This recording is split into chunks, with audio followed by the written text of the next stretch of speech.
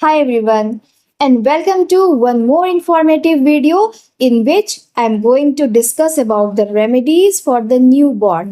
Newborn किसको कहेंगे? नवजात शिशु को। नवजात शिशु किसे कहेंगे? यानी मेडिकली अगर मेडिकल भाषा में कहा जाए तो 4 हफ्ते के बच्चों को हम 4 हफ्ते तक के बच्चे को हम लोग नवजात शिशु मानते हैं। तो नवजात शिशुओं को बहुत सारे सिम्टम्स होते हैं, बहुत सारी तकलीफ़ें होती हैं और इन तकलीफ़ों को होम्योपैथिक रेमेडीज़ के द्वारा ठीक किया जा सकता है। इन्हीं सब सिम्टम्स के बारे में हम इस वीडियो में डिस्कस करने जा रहे हैं। मेरे क्लिनिकल प्रैक्टिस के दौरान मैंने जिन मेडिसिन्स को बहुत हेल्पफुल पाया है, उन सारे मेडिसिन्स को मैं आप लोगों के साथ भी डिस्कस करना चाहूँगी। तो आइए इस वीडियो को स्टार्ट करते हैं। स्टार्ट करने से पहले let me introduce my self first. I am Dr. Monica Gupta. I am third generation homeopath of my family, working as medical officer under Bihar government. And also I am practicing homeopathy for more than 20 years. तो चलिए video को start करते हैं। New born बच्चे में अगर urine pass होने की तकलीफ है, यानी कि यूरिन नहीं हो रहा है, तो वैसे कंडीशन में स्टेफिसगेरिया बहुत अच्छा काम करती है। जन्म के बाद अगर जॉन्डिस हो गया है, जो अधिकतर केसेस में हम देखते हैं कि हो जाता है, वहाँ पे नक्स भूमिका बहुत बेहतरीन तरीके से काम करती है। आप 6 या 30, मेरे ख्याल से मैंने कई बार 6 का ही उपयोग किया है, बहुत अच्छा रिजल्ट आता है। बच्चे न्यूबॉर्न के पेट में दर्द हो जाता है, वैसे कंडीशन में मैकफॉस बहुत अच्छा काम करती है। बहुत सारी कंडीशन में लूज मोशंस हो जाते हैं, वैसे कंडीशन में जलापा मेडिसिन बहुत अच्छा वर्क करती है और जलापा को आप 6 या 30 पोटेंसी में यूज़ कर सकते हैं। कैमोमिला भी बहुत, अगर बच्चा बहुत चिड़चिड़ा है और लैट्रिन जो है वो ग्रीनिश कर रहा है, हरा हरा लैट्रिन कर रहा है, तो वहाँ पे कैमोमिला बहुत अच्छा वर्क करती है। लेकिन आपको देखना पड़ेगा कि बच्चा चिड़चिड़ा है, रो रहा है बहुत ज़्यादा, तो वैसे कंडीशन में आप कैमोमिला देंगे। बहुत अगर बच्चा शांत है तब कैमोमिला नहीं देंगे, इस बात का हम ध्यान रखेंगे।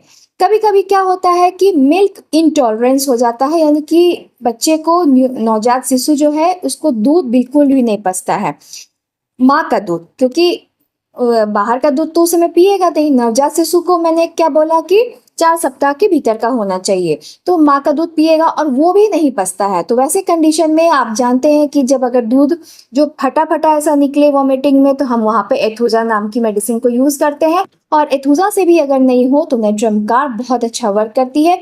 इन दोनों में से कोई एक मेडिसिन चूज करके आप उसको दीजिए। 6 या 30 पोटेंसी में बहुत अच्छा वर्क आपको रिजल्ट उसका मिलेगा।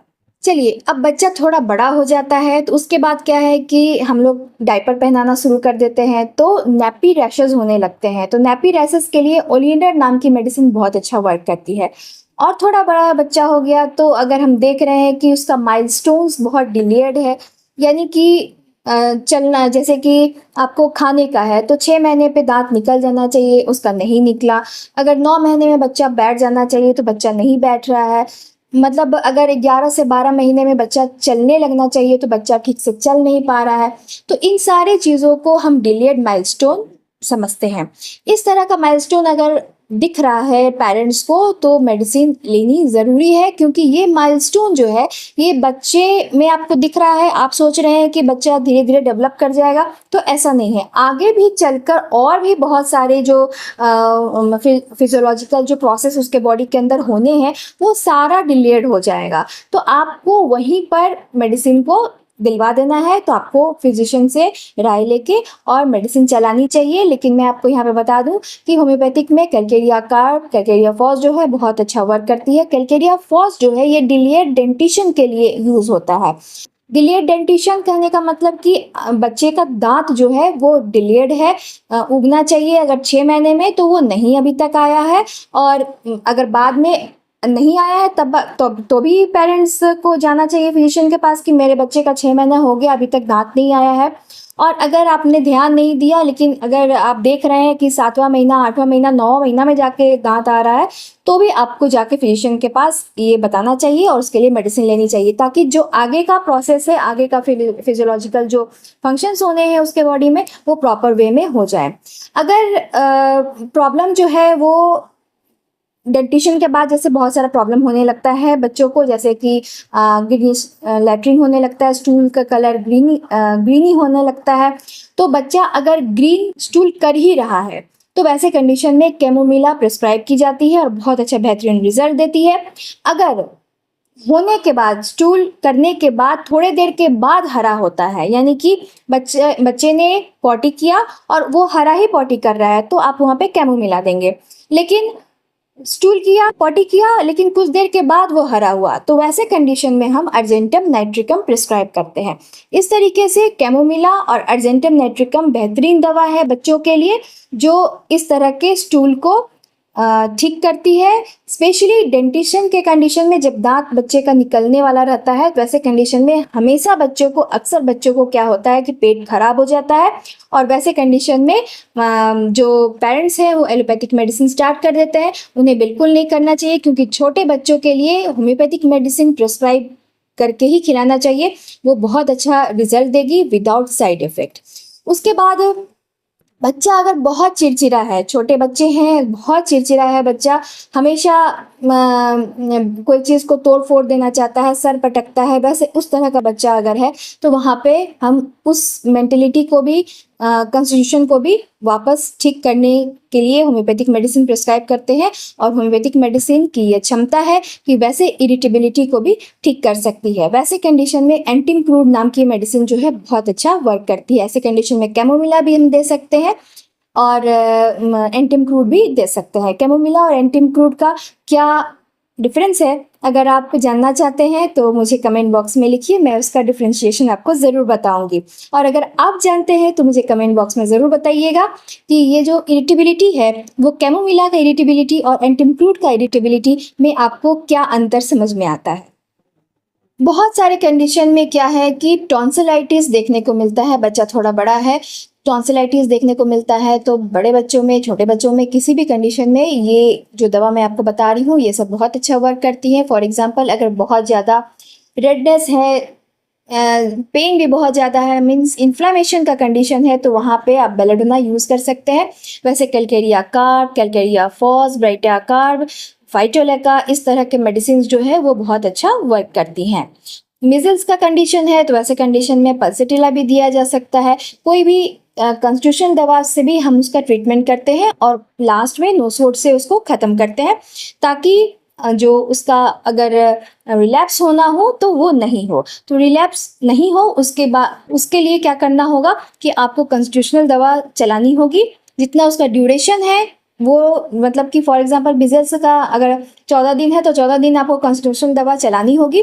और कॉन्स्टिट्यूशनल दवा चलाने के बाद जब वो चीज़ ठीक हो गया, यानी मिजल्स ठीक हो गया, उसके बाद आपको एट लास्ट एक नोसोड देके, केस टेकिंग के बाद आपको जो समझ में आता है कि कौन ये जो पर्सनैलिटी है वो किस नोसोड के अंदर आ रहा है, तो उस नोसोड से हम उस प्रिस्क्रिप्शन को एंड करते हैं, ताकि वो जो चिकन पॉक्स हो या मिजल्स हो वो रीअपियर नहीं करे।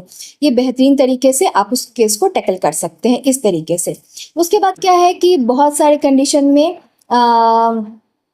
बच्चों को जब वैक्सीनेशन दिया जाता है उसके बाद प्रॉब्लम शुरू हो जाता है। किसी को फीवर हो जाता है, स्वेलिंग हो जाता है, वहाँ पे इचिंग होना शुरू हो जाता है, दाने निकल आते हैं, इस तरह का बहुत सारा प्रॉब्लम देखने को मिलता है। वैसे कंडीशन में भी हमारे पास मेडिसिन है थूजा नाम की, जो बहुत अच्छा वर्क करती है, तो आप इससे भी कंट्रोल कर सकते हैं। मैंने कई केसेस को पल्सेटिला से भी ठीक किया है, नाट्रोम्योर से भी ठीक किया है, आर्निका से भी ठीक किया है। तो इस तरीके से आपको बहुत सारी मेडिसिन है और देखना होगा कि मेरा जो बच्चा है वो कॉन्स्टिट्यूशनली किस कैटेगरी में आ रहा है। लेकिन मेडिसिन हमारे पास इस तरह के सिम्टम्स को ठीक करने के लिए बहुत अच्छी है। उसके बाद क्या होता है कि बच्चा थोड़ा और बड़ा हुआ तो 4-5 साल तक तो हम लोग समझते हैं कि बच्चा बेड वेटिंग करेगा ही, लेकिन अगर 5 साल तक भी अगर बच्चा बेड वेटिंग उसके बाद भी बच्चा बेड वेटिंग कर रहा है तो हमें उसके लिए मेडिसिन देनी चाहिए। तो क्या क्या मेडिसिन हम दे सकते हैं? तो बेड वेटिंग के लिए तो बहुत सारी मेडिसिन है, लेकिन अगर हम बात करें कि एक तो हम कॉन्स्टिट्यूशनल दवा यूज़ करते हैं, उसके बाद कॉन्स्टिट्यूशनल दवा यूज़ करने के बाद कहीं ना कहीं बीच में हो या एंड में हो, मेडोरिनम नाम की दवा जो है ये बहुत अच्छा वर्क करती है। तो अगर इंटरकरेंट मेडिसिन के तौर पर भी आप चाहिए तो उसको यूज़ कर सकते हैं, या अगर आप चाहिए तो शुरू में भी एक डोज देके फिर कॉन्स्टिट्यूशनल दवा आप देके अपने ट्रीटमेंट को कंटिन्यू कर सकते हैं। तो मेडोरिनम जो है ये बहुत अच्छा वर्क करती है बेड वेटिंग के कंडीशन में। नेक्स्ट वीडियो में मैं डिस्कस करूंगी आप लोग के साथ में some remedies that are useful for the youth यानी कि जो बच्चे 12 साल से ऊपर के हैं जिनका मेनार्की शुरू होने वाला है, या फिर वैसे बच्चे जो मैं आपको क्या बोलूँ, बहुत सारे सिम्टम्स है, मैं अभी डिस्कस करना नहीं चाहती हूँ। तो नेक्स्ट वीडियो में मैं करूँगी जिसमें मैं बहुत सारे चीज़ को रखूँगी, बहुत सारे पॉइंट्स को रखूँगी। फॉर एग्जांपल जो यूथ्स होते हैं वो मास्टरबेशन बहुत करते हैं, और भी बहुत सारे सिम्टम होते हैं जो बच्चे सफ़र करते हैं और किसी को खुल के बोलना नहीं चाहते हैं। उन सारे सिम्टम्स को टैकल कर सकती है होम्योपैथिक रेमेडीज़। तो उन सारे रेमेडीज़ को हम लोग डिस्कस करेंगे जो मैंने अपनी क्लिनिकल प्रैक्टिस के दौरान बहुत हेल्पफुल पाया है और उससे बहुत सारी केसेस क्लियर हुई हैं। तो उन सारे मेडिसिन को मैं आप लोग के साथ डिस्कस करूंगी इन द नेक्स्ट वीडियो। तब तक आप लोग अपना ध्यान रखिए, keep smiling and be healthy always, और हमेशा खुश रहिए, मुस्कुराते रहिए, और अपना जितना भी हॉबीज़ है उसको जिंदा रखिए। बिकॉज मेडिसिन इज़ नथिंग, दवाई कुछ भी नहीं है। दवाई आपके अंदर खुद है जो ईश्वर ने प्रदत्त किया है, और शरीर खुद ही सब चीज़ को हील करने की क्षमता रखती है। और हमारी मेडिसिन भी क्या करती है, हमारी मेडिसिन भी शरीर में जाके उसी शक्ति को उजागर करती है, उसी शक्ति को मजबूत करती है। तो अपने आप को मजबूत करना है, अपने इम्यून सिस्टम को मजबूत करना है। इम्यून सिस्टम ही, आप खुद अपने आप को इम्यून सिस्टम समझिए। तो अपने आप को, माइंड को हेल्दी रखिएगा तो आप हमेशा खुश रहिएगा, हेल्दी रहिएगा। इन्हीं सब बातों को करते हुए ये वीडियो मैं यहाँ पे ख़त्म करती हूँ। मिलती हूँ अपने नेक्स्ट वीडियो में। Bye bye.